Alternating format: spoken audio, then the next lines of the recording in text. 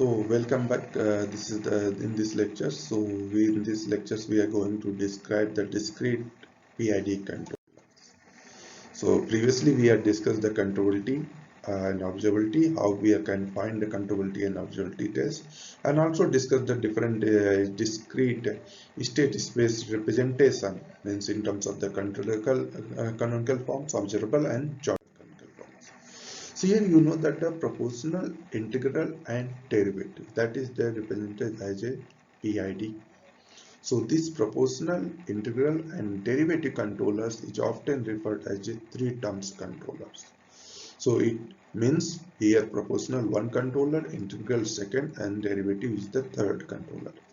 It is one of the most frequently used controller in the processing because due to the simplicity in the design process, so we can easily tune these gains of these controllers, PID controllers. So we can easily implement anywhere. It is a system when plant may be linear or non-linear, we can apply these controller in each way. So in PID controller, the control variables is generated from the sum of the terms proportional to the error, a terms which is integral of the errors, and a terms which is the derivative of the errors. Means we have to first calculate the errors, and these errors we can apply to the proportional way, or we can apply a integral way, or we can apply as a derivative, or a sum of the all these three. So it may be P controller or I integral controller or derivative controller or PI controller or PD controller or PID controller. We can make a combination based on our requirements. So generally here we are considering only the PID controllers. So here we are just proceeding to define this PID controller. Proportional means error is multiplied. So error, you know that in transfer functions. So in transfer function, any feedback signal is coming to the input side and they are subtracting from the input and generating the error signals. It may be errors. That's errors we can apply the PID controller, or we can generate errors actual states minus desired states, desired state minus actual state, and this error we can apply the PID controller. So here error is multiplied by the gain Kp. So this Kp is the proportional gain. A very high gain may cause instability. So this Kp we cannot choose a very small value or very high value. If we are choosing the high and low value, so its stability is going, means overall the system stability is going to affect. So overall system response is also becomes very slow. So we have to consider and we have to choose the Kp value as a optimum value. The integral of the error is found and multiplied by the gain, and this gain can be adjusted to drive the errors to zero, means steady state errors. So steady state we can minimize using the integral controller. The speed of the response we can increase or decrease using the proportional controller. And derivative controller error is multiplied by a gain, and this gain is used to improve the transient response by reducing the overshoots. Means we can improve the transient response. So you know that the system response can be changed using the proportional controller. Steady state response we can increase or enhance or in terms of the less errors using the integral controller, and derivative controller is used to improve the transient response in terms of the minimum overshoots and undershoots. So when we are combining these three controllers, we are getting all these three qualities in PID controllers simultaneously. So here, so in this case, you can say this is the combination of the PID controller. So this is the Kp. So here we are considering that Kp is the same time constant, means gain of the proportional, integral and derivative. So we have to taken the Kp as a common. So this is the error signals for the proportional controller. This is for the integral controller. So here Ti is the integral controller time constant, and Td is the derivative controller's time constant. So this is the pictorial form. So here error signal we can apply simultaneously to all proportional controller, and this is the integral controller, this is the derivative controller in continuous domain. So here we are discussing in time domain as well as continuous domain. Then after that we come to the discrete domain. Then we can add these controllers responses as a algebraic sum. So we are getting the A equivalent. So here they have given, say here error Et is equal to RT minus YT. It may be the input and output. We can say that the RT is the desired value and this is the actual value. So in this way we can calculate the error signal, and Ti and Td is the time constant of the integral and derivative controllers, where U is the equivalent control scheme. So we are going to take the Laplace transform. So this Laplace transform U of S is equal divided by E of S. E of S is the errors of the in Laplace domain. U of is the control signal in Laplace domain. Kp plus Kp by Tis plus Kp Td into S. So this is the derivative, this is the integral, this is the proportional. So this controller diagram is represented here. So here same equations we have taken for the continuous. So we can apply this continuous system or we can sampling theorem into the discrete system, or we can convert this continuous system into discrete system. So they are using the here trapezoidal approximation method. So using trapezoidal approximation method, they are converting into the discrete form. And another way is also called as, that is the backward difference approximation for the derivative. So they are also considering. So here they are considering that this one, several methods are there, but they are simply used for the trapezoidal approximation and backward difference approximation method to convert continuous into the discrete PID controller. So here this error integral we can write in this form. So here 0 to t integration et dt we can write in terms of the summation k is equal to n t e k t. This is the discrete form. Here capital T is the time, sampling time, k is the integer value.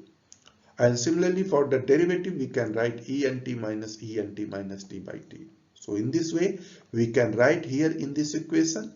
So simply we can put the t is equal to nt, so u is equal to nt kp e to power e nt, and we can put in place of the integral this equation, in place of derivative we can put this equation.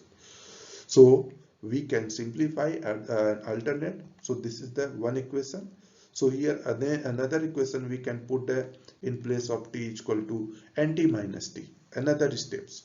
So another means next integer value. So we are getting this form. So this is the equations, and now we are going to subtract this one. So we can write, subtracting these two equation 1 and equation 2, we are getting the un is equal to un minus 1 plus kp en minus en1, and this is the integral form equations, this is the derivative form equations. So this is the proportional.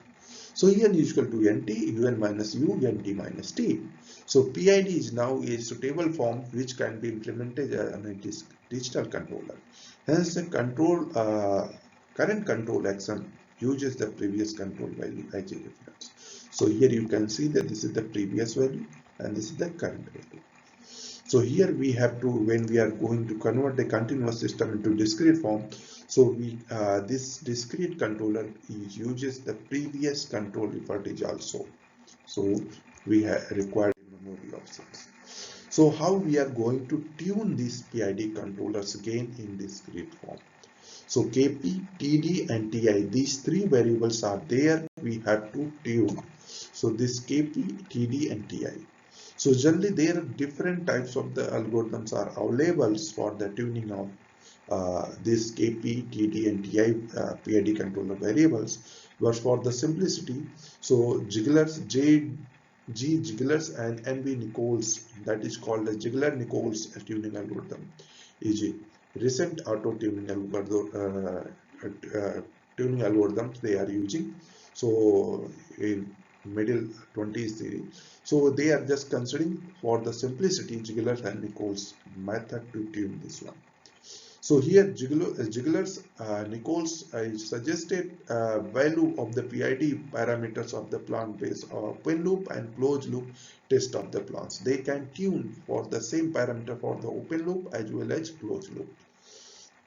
So Ziegler-Nichols method base the plant uh, parameters means open loop systems they have represented in this form. G of S is equal to K into e to power minus S Td divided by T1S plus 1. So here K, Td and Ty. So these three parameters we can calculate using the Ziegler-Nichols methods they have given here. So suppose a system response in the presence of step inputs they have represented in this form. This is there.